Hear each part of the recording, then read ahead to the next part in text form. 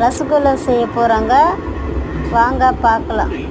பால் பொங்கின உடனே எலுமிச்சம் நல்லா புளிஞ்சு போட்டு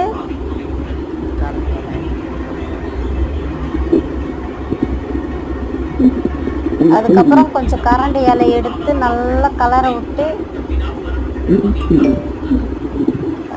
அதுக்கப்புறம் ஒரு துணியில் எடுத்து நல்லா வடிகட்டி ஒரு அரை மணி நேரம் வெயிட்டான பொருள் வச்சுட்டு அதுக்கப்புறம் எடுத்து கையில் நல்லா பிசைஞ்சி நல்லா உருண்டை பிடிச்சி அந்த சக்கரை அவ்வளோதாங்க ரசகுல்லா ஜீராவில் போட்டு ரெடி ஆயிடுச்சுங்க. அவ்வளோதாங்க ரெடி ஆயிடுச்சுங்க. பிடிச்சா லைக் பண்ணுங்கள்.